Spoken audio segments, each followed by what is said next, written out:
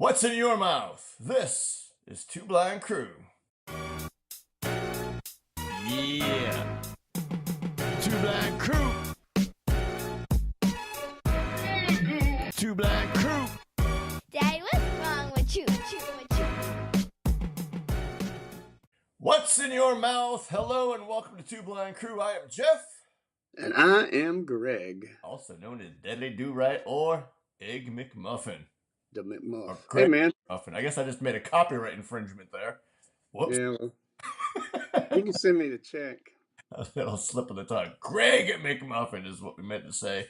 Yes. If you're a subscriber, we just want to say a quick thank you. And if you're not, what are you waiting for? Drink the Kool-Aid. Come on in. The water's fine. Whatever cliche will get you to click the subscribe button, like it, and go ahead and while you're at it, hit the icon button for the notifications so you get notified every single time we put out one of these crazy videos.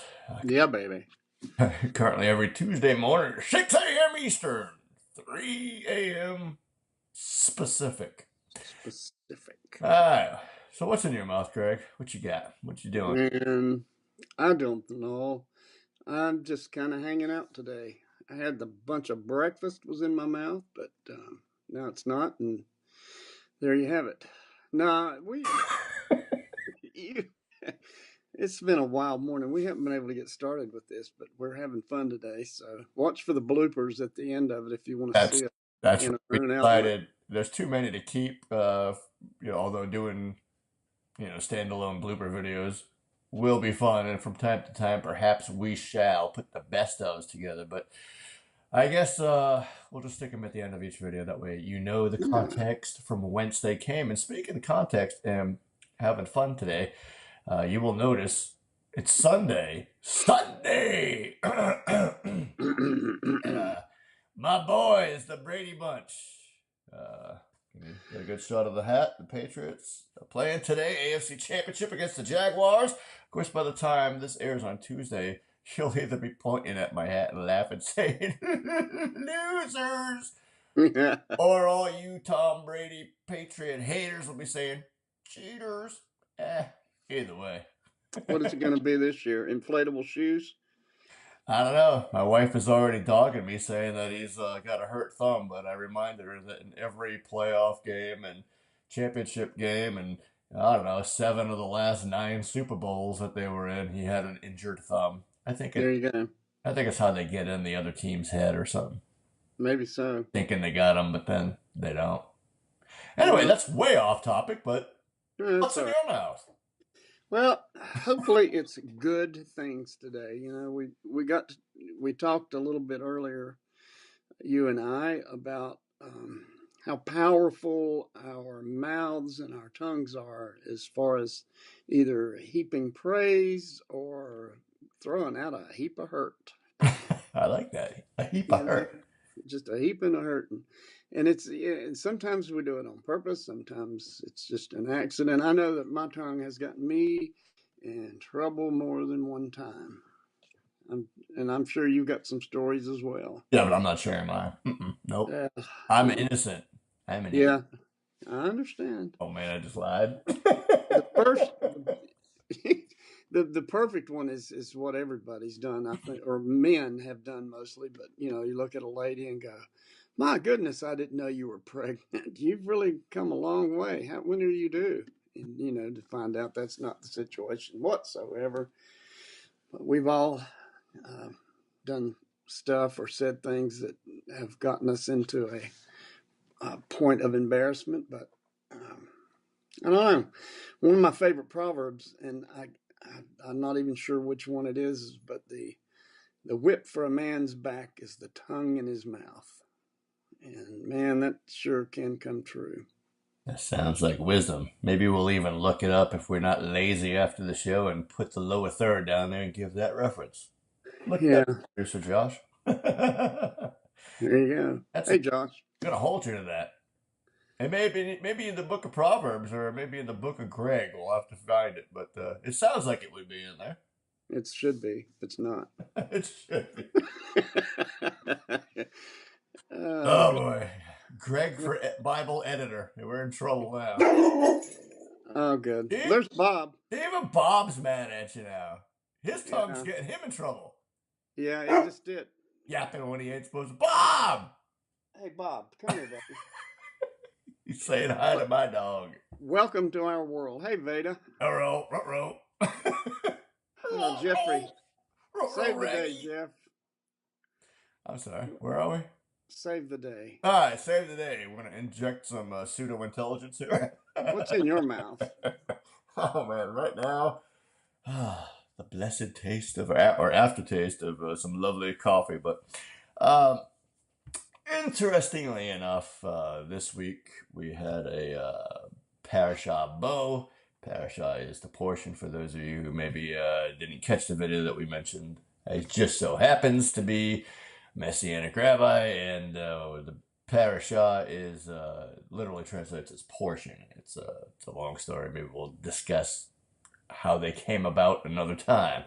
But for brevity's sake, Parashah Bo covers Exodus chapter 10, verse 1 through chapters 13, verse 16, and basically covers the final 3 plagues that were brought upon Egypt. And of course, the first Pesach, or the first Passover, that was held in the desert, in the wilderness. And interesting, there's 4 levels of rabbinical study called the Pardes method, and it basically stands for the Peshat level, which is surface level. That's just plain text. What does it say? That's what it is. Done. Then there's the Remez, which is sort of the hidden or almost prophetic kind of level. It's a deeper layer of the onion, if you will. And then you got the Darash level, which is the stories or parables. It's how Jesus himself taught. So if you wonder where parables come from, it's one of the 4 rabbinical levels of teaching. And then the final and deepest that most of us deal with is the Sod level, which gets into gematria and the numerical thing that people kind of freak out about. But in Hebrew, every letter is made up of other Hebrew letters. Every Hebrew letter is also a number, so it gets pretty. It gets kind of wild. Man, it hurts my head to even try to think to explain it, but that's what it is. So when it comes to Drash levels, the stories, may be actual events that happen. They may be stories made up to illustrate the point. But regardless of whether they're true or not, they're always illustrating the point. And by true, I mean actually happen. So here's what the sages say, and by the sages I mean the 120 elders that made up the 66 books that made the canon that you have in your Bible today. But you got one of those other Bibles, which we'll talk later. But they tell this interesting story as it relates to the Exodus, the release of the Israelites from Egypt. And it goes like this. Again, not saying it's true. I'm just saying it's a wonderful illustration of the story. Right. And as it goes, the angels protested to God when it came to getting the Hebrew children out, because they said in their spiritual eyes, there is no difference between the Egyptians and the Israelites, the Hebrews, because both are given to idolatry, both profane, the things that are holy, and therefore both are worthy of death. So why release them? And God retorted, and I'm really paraphrasing this story, but he retorted, not so. You see, there is a big difference. The Hebrew children are different in their speech. They don't engage in lashon hara. That's Hebrew for evil tongue or evil speech. Right. Speak softly and gently and kindly with chesed. Chesed is kindness to one another. They build one another up. They don't tear each other apart. So that was the difference, as the story goes, that separated those who came out, and not all of the Hebrew children came out. We know it records about 6 million men, women, children, they think, approximately, that came out of the 12 to 15 million that were there. So many didn't come out. They didn't want to leave Egypt. They didn't want to leave their ways, the idolatrous situation that they were in. So what we kind of talked about is how that relates to us. How, are we watching our tongues? Are we engaging in gossip? Are we speaking ill of others? And I'm going to be honest here. That's always been a hard thing for me. Coming from where I come from in New England, being sarcastic and a wise guy is kind of par for the course. It's what a lot of us do. On top of that, I had the 7 years in radio broadcasting, most of which was secular, and I kind of walked away from the Lord, so I kind of made a profession out of being Mm. quick-witted and quick-tongued and kind of a jerk, to be honest with you, but disguised it in humor. So it's something even I struggle with today. I think something we all struggle with is we really should do this when it comes to our words.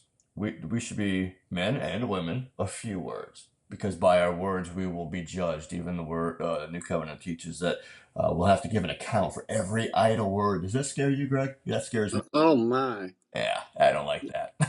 Yeah, because that's one of my worst drawbacks as far as my walk to to be a Christian and to exhibit what God is, or how Christ lived.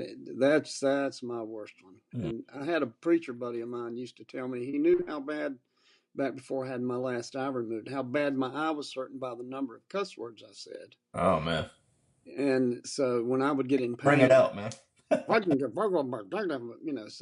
I find that I thought about that this morning a little bit too. But anytime there's pain or there's fear or just anything that pushes us out of that little spot, that kind of like that we're comfortable in, we tend to push back, and a lot of times we do it verbally, either to ourselves or to others, and sometimes when you really don't want to be confronted by somebody to face the truth, your mouth is a great tool, because you can really anger somebody, and then they won't just leave you alone.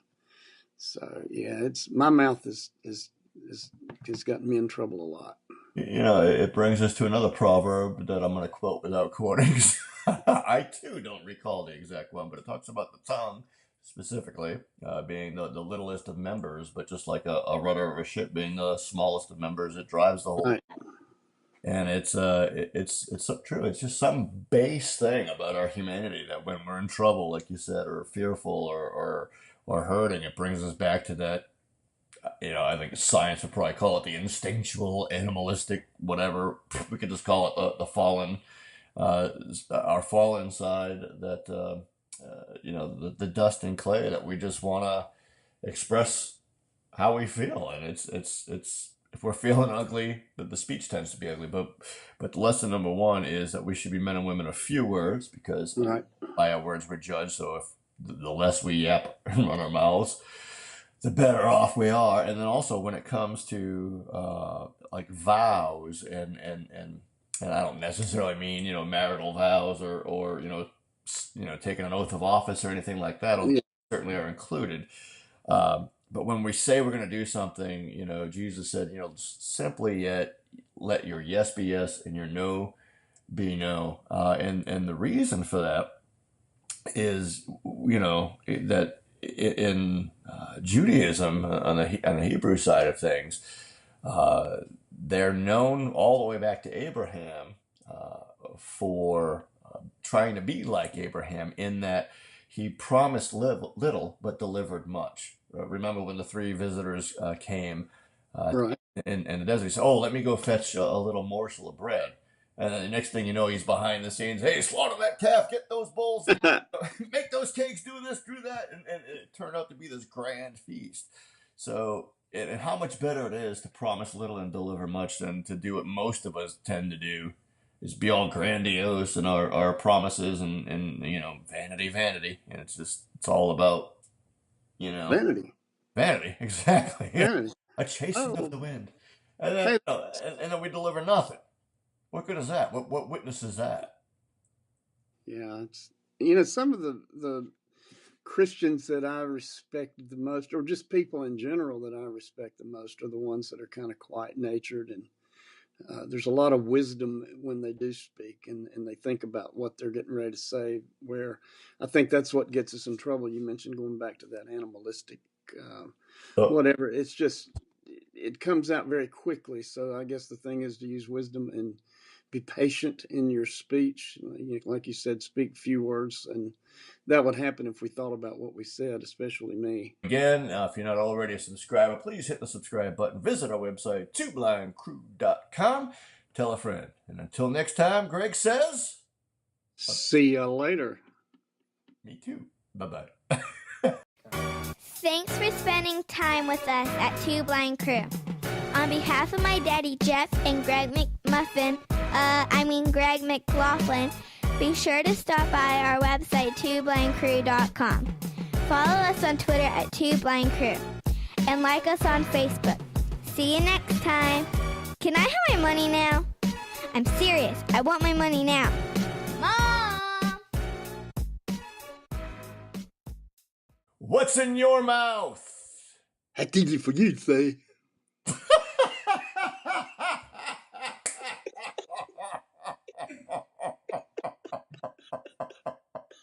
Oh. I know you're going to find this hard to believe, but I did not see that coming. I paused because I thought I didn't like my inflection, but I think I liked yours a whole lot better. You should just keep that as a. Oh, jeez. I got to go. I'll be right back.